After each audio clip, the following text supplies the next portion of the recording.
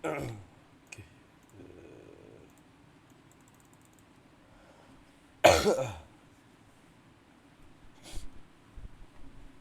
guys, welcome back to me again guys. So hari ini ya kita kembali lagi bersama saya. Jadi kalau di sebelumnya tuh kita jelasin apa sih namanya, latar fundamental segala macam, itu tuh masuknya tuh ke nekrotik, eh, yang masih dasar. Sekarang kita lanjut ke perutingan. Jadi kalian yang mau tahu apa sih routing itu, ini aku udah nyiapin buku sendiri. Ini mungkin nanti bakal aku taruh di link atau di deskripsi, di link, di komen atau di deskripsi ya guys. Jadi ini ya. Jadi sekarang kita masuk ke bab routing, yang dimana routing sendiri itu kayak apa ya, jalur perutuannya internet kalian lah. Nah di sini ya, yang bisa kalian lihat ya, routing itu adalah suatu proses pada paket yang meneruskan jaringan dari satu jaringan ke jaringan lainnya melalui internet. Nah istilahnya gitulah. Terus ada fungsi router sendiri itu, routing sendiri itu menghubungkan segmen jaringan lain untuk mengirimkan paket data. Ya fungsinya itu tadi ya, routing sendiri itu kayak menghubungkan ya, jalur satu sama jalur dua itu dihubungin buat jalur si internet yang akan diminta oleh klien sendiri. Terus cara kerja routing sendiri itu pada dasarnya ya, kayak kayak TCP/IP gitu, kayak di jaringan komputer. Jadi TCP/IP sendiri berfungsi sebagai alamat pengiriman paket data atau mencapai alamat yang dituju. Jadi routing sama TCP/IP itu bisa bilang cara kerjanya hampir mirip kayak TCP/IP, kayak ngirimin paket atau ngirimin internet itu tuh ke alamat yang dituju atau ke alamat klien yang minta tersebut. Sorry, ini aku lagi dulu. Terus di sini untuk protokol routing sendiri itu bermacam-macam ya. Ada 6, ada RIP, IGRP, terus EIGRP, OSPF, ISIS, sama BGP. Itu ini sendiri IGP dan BGP ini apa, penjelasan singkatnya ya, tapi aku nggak mau bahas di sini. Ini gateway protokol sih sebenarnya. Terus ada routing decision. Nah, routing decision sendiri itu kayak gimana sih penjaluran routing. Ini aku udah nyiapin contohnya ya, dari Citra Web. Jadi di sini juga ada tapi nggak ada gambar. Jadi di sini aku ada gambar gitu. Jadi untuk jalur routing ya atau routing decision itu kayak pertama tuh router akan memilih tool routing dengan address yang paling spesifik kayak di bawah ini. Addressnya tuh misalkan kayak kalian tuh mintanya tuh apa ya, ada pertanyaan, sorry, kayak ntar ada pertanyaan di pas sertifikasi yang bicara kemarin ya, apa ada pertanyaan kayak itu kan jalur routing ini udah di 192.168 10.0.124 tapi dalam macam gitu, ntar disuruh nentuin yang mana lebih spesifik kayak gitu. Ya di bawah ini lah contohnya. Biasanya kan kayak 192.168 1.0 124 92 168 30 129 192 168 30 0 124. Kira-kira ini yang mana sih yang dipilih? Yang dipilih itu adalah B. Kenapa? Ini dia spesifik guys, meskipun ini sama semua. Jadi kita lihat lagi di net pasnya gini, semakin gede atau semakin gede kayak ini kan 24 nih di sebelumnya, itu makin kecil gitu. Jadi lebih spesifik kayak dia itu yang mau dituju gitu. Terus dilihat dari distance-nya tuh semakin kecil distance itu semakin diutamain. Kenapa kok ini yang A sama yang B kan distance-nya sama, kenapa yang dipilih itu yang B? Ya karena kita lihat lagi slash 2 atau subnet masknya. Jadi yang B tuh memakainya tuh slash 29, otomatis yang tersebar tuh makin dikit gitu. Terus dia ada prioritas ini sama kayak distance lah. jadi semakin kecil semakin diprioritasin. Terus yang kedua itu kemudian router akan melihat nilai pada parameter distance. Nah, gitu. Kalau misalkan tuh yang paling spesifik nggak ada, itu ya yang kayak aku bilang tadi, distance-nya yang harus dilihat. Jadi distance semakin kecil distance itu yang bakal dipakai gitu. Misalkan nih nanti misalkan kalau jalur routingnya tuh atau routingnya tuh kayak sama-sama spesifik, addressnya sama-sama spesifik dan distance-nya sama, maka nanti sistem akan menggunakan round robin atau random memilihnya gitu. Terus kita masuk ke static route ya, atau static routing. Untuk kalian yang nanya-nanya itu kan, apa sih static routing itu? Jadi static routing tersendiri adalah routing yang dilakukan secara manual. Jadi dalam dunia peroutingan itu ada dua ya, ada yang dynamic sama static. Kalau buat dynamic sendiri itu nanti kita masukin komen, nanti bakal otomatis udah tersedia di sana.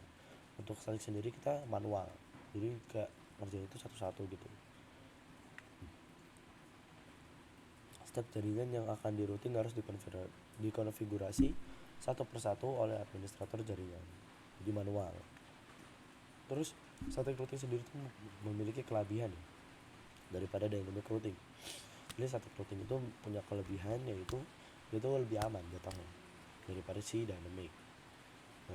Serta kalau routing sendiri itu tidak membutuhkan sumber daya yang besar. Kalau dynamic itu membutuhkan sumber daya yang besar, jadi ngambil resource yang lebih banyak.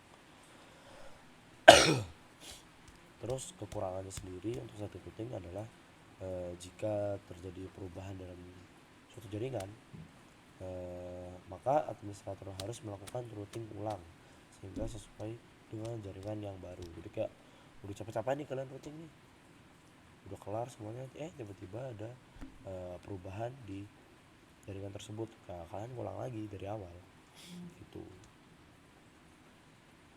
Terus yang kayak gue bilang tadi ya, static routing itu lebih aman. Kenapa? Karena static routing tidak ada update informasi tabel routing yang dikirimkan ke router lain. Gitu. Terus tabel routing, kalau kalian mau tahu tabel routing itu apa sih? Tabel routing itu adalah kumpulan jalur routing yang telah dikonfigurasi. Informasi yang terdapat dalam tabel routing itu kayak antara lain itu kayak network destination atau jaringan tujuan, subnet mask atau subnet mask ini subnet masknya jaringan tujuan ya, terus sama gateway ya, itu yang isi informasi dalam tabel routing. Oke guys, di sini hujan rupanya. Terus untuk gateway sendiri itu tuh bisa berupa next hop atau IP address pada router berikutnya yang akan dilalui paket atau dilalui internet gitu. Atau enggak out interface, interface yang akan dilalui paket untuk keluar ke jaringan luar gitu guys. Terus untuk ini sendiri apa namanya, static routing lebih cocok digunakan untuk perusahaan kecil, beda sama dynamic. Kalau dynamic itu karena dia otomatis dan cepat ya hitungannya. Sama kalau misalkan ada perubahan tuh dia bakal otomatis tinggal cek gitu aja udah bisa berubah. Terus haripannya bisa diubah gitu. Nah, itu tuh lebih cocok digunakan itu untuk dynamic tuh skalanya tuh besar. Beda sama static routing. Kalau static routing sendiri tuh lebih cocoknya untuk ke perusahaan kecil atau ke jaringan yang lebih kecil gitu, dan nggak kompleks ya. Oke, sekarang kita masuk cara static routing. Bagi kalian yang mau tahu, static routing sendiri tuh banyak buat nyatingnya ini. Tapi ini nih buat kenalin doang sih sebenarnya, cara static routing ini buat kenalin router satu sama router lain sama PC-nya gitu. Kan kalau nggak kenal, kalau kata pepatah tuh nggak kenal maka tak sayang gitu. Nah ini kalau pepatah routingan itu kayak tak kenal maka tak nggak jalan gitu loh paketnya. Jadi di sini kita nggak banyak kenalin dulu untuk di video kali ini gitu. Buat kenalin. Untuk ke video-video selanjutnya itu ada bakal aku bikin load balance, terus route type dulu buat apa namanya, buat apa sih, buat gimana ya, kayak misalkan kita pakai unreachable, kita masukin ke tabnya, nanti bakalan kalau misalnya kita ping PC itu ke PC yang lain itu bakalan unreachable ininya hasil. Terus ada failover ini kayak kalau misalkan kita tuh memiliki 2 ISP, terus salah satu jalurnya ini mati, maka pindah ke ISP yang lainnya gitu. Nanti bakal kita bahas di video-video berikutnya. Tapi untuk sekarang kita fokus ke cara kenalin ini masing-masing router dan PC. Oke, langsung aja kita masuk ke labnya guys. Di sini ya, gini ya topologinya. Udah aku masukin juga, udah aku bikin tadi.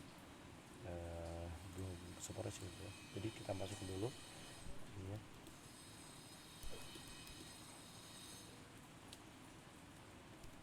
Nah, kayak gini ya. Kita masukin dulu. Sabar, aku mau lihat ini OBS dulu. Masih record. Oke, sip, mantap, jos. Next kita masukin lagi. Ini buat IPVC ya, kita bikin nanti sama seperti ini terus terus kita bikin begini, terus satunya lagi itu kayak gini. Nah, nanti aku bakal ngejelasin ya apa saja kesalahan orang dalam peroutingan gitu. Tapi aku kasih taunya satu doang ya. Soalnya ini kesalahan yang para ya bisa dibilang pemula lah. Kita start dulu ya guys. Waduh, aku nggak berani langsung start semuanya soalnya ntar takutnya lama.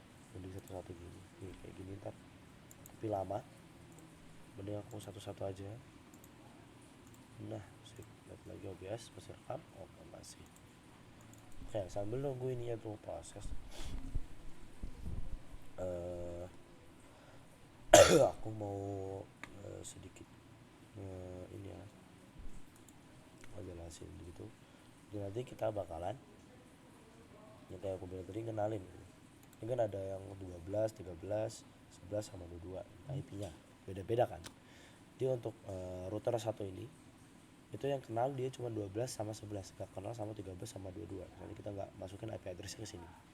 Terus yang router 2 itu tuh yang kenal cuma 12 sama 13, gak kenal sama IPVC 2 ini. Untuk router 3 sendiri tuh cuma kenal 13 sama 22. Nah, apabila mereka kita cuma masukin IP address kayak gitu, terus kita coba ping sini ke sini, otomatis itu nggak bisa. Nanti kita bakal implementasiin ke sini. Otomatis kita harus namanya itu apa sih? Ini lah, apa namanya? Ngenalin. Oke, semoga udah bisa. Oh iya. Tetap santai. Sabar ya guys. Oke, kita coba dari PC dulu ya. Siapa tahu PC bisa. Oke, masukin dulu.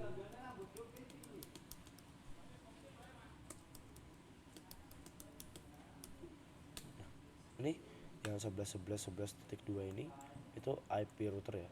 Aku masukin duluan ke sini. Itu supaya buat gateway sendiri gitu. Terus yang sini.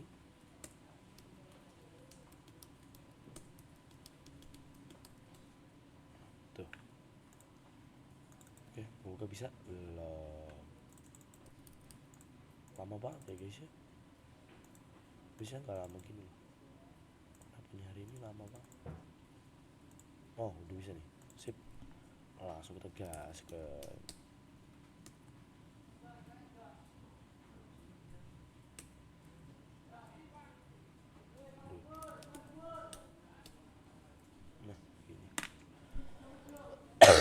ini yang pakai nih buat belajar nih JNS3 ya guys. Mungkin nanti kalian bisa ya downloadnya di internet. Oh, kok belum bisa nih?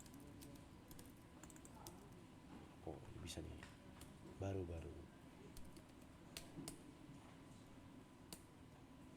Sip. Lagi.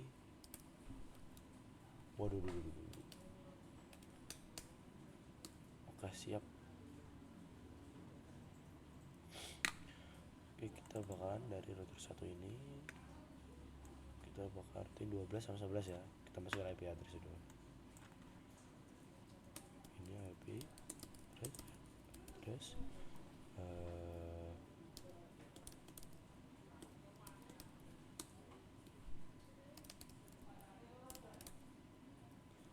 ether apa tadi? Ether 2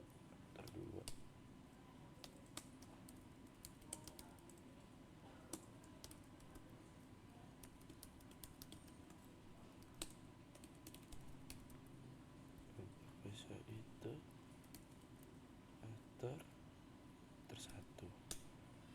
Karena di sini sudah, kita pakai yang tengah ini ya. Oh salah, sini dulu IP terus address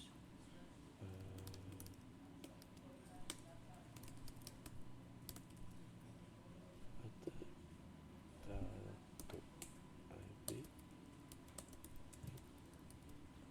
address 13.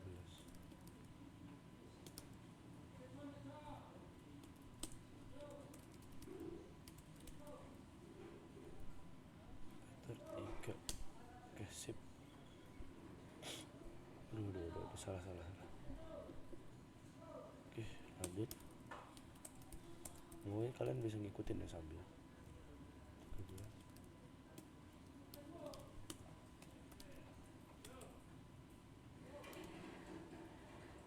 Terus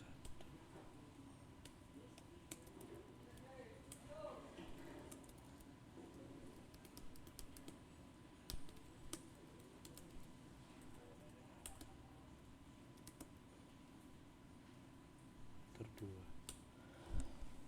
Oke, udah. Sekarang kan kita bakal cek dulu ya. Kita ping ping.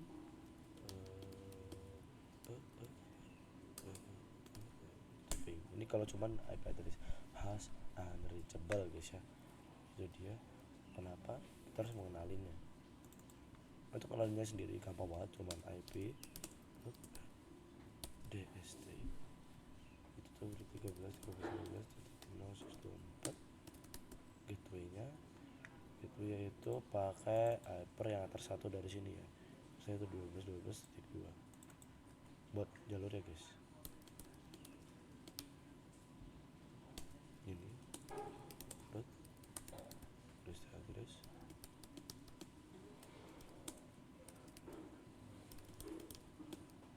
gitu. Nah biasanya kesalahan orang ngerut itu gateway ini pakai ether gitu. Sama sih, aku pertama kali belajar tuh pakai ether juga, makanya aku bisa bilang itu adalah sebuah kesalahan sangat pemula.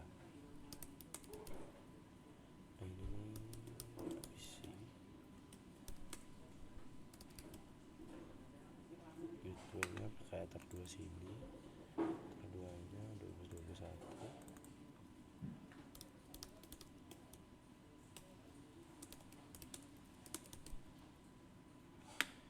Ini berarti 22.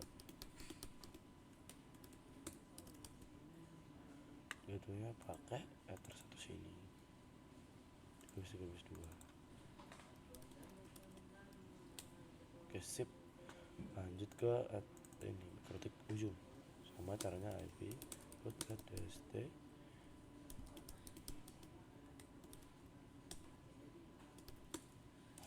gateway itu aja pakai ether 3 sini. Ini buat ngejalurnya.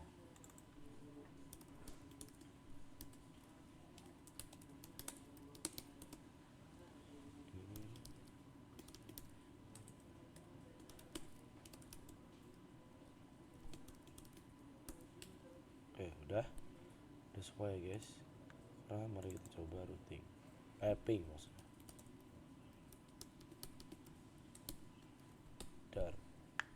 Dan ada itu guys, itu kalau udah dikenalinnya seperti itu. Jadi itu ya, ini adalah untuk video hari ini doang.